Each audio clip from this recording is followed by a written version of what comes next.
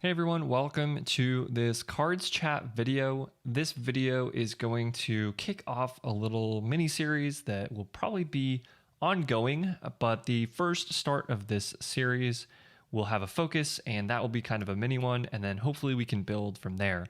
This ongoing series is called Poker Principles, and it's going to teach you sort of from a beginner to intermediate mindset, how to approach poker, some of the definitions and concepts that you need to know to really get good at this game and just kind of have fun learning about it.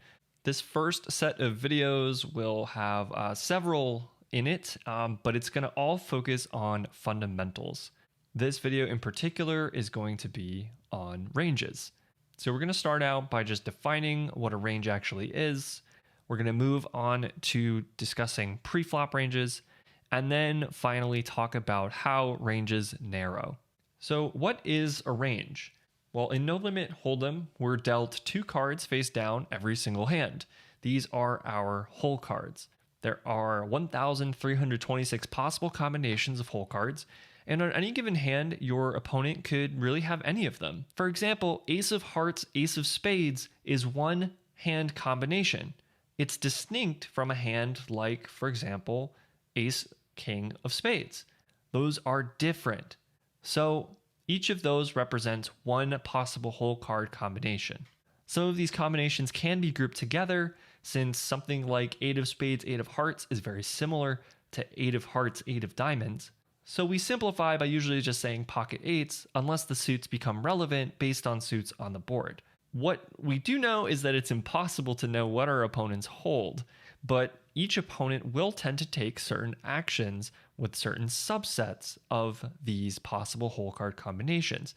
So they won't take the same action with every single hand. What this means is that the subset of the hands that they would take this action with at any given moment is called a range.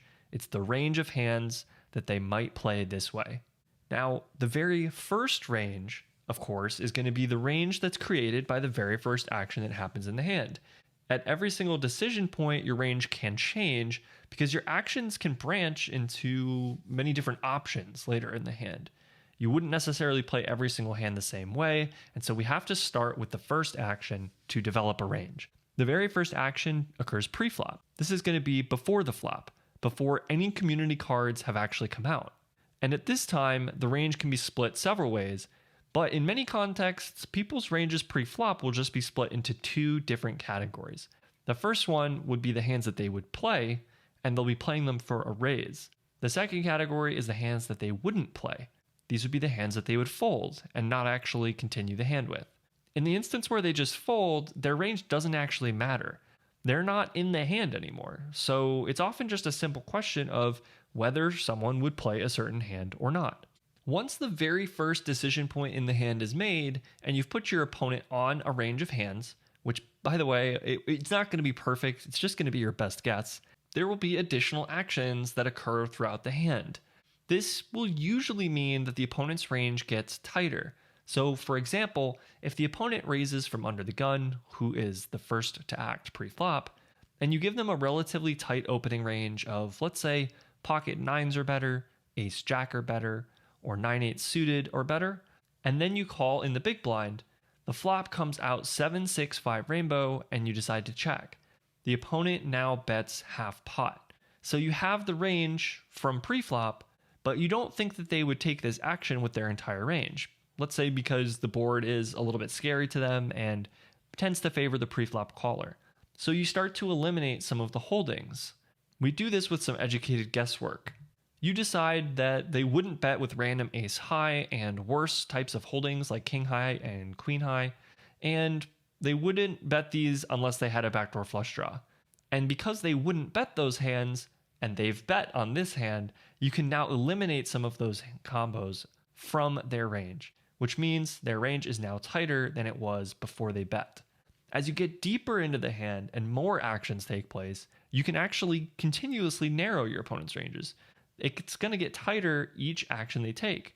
Basically, more information or more actions means a closer idea of what specifically your opponent could have.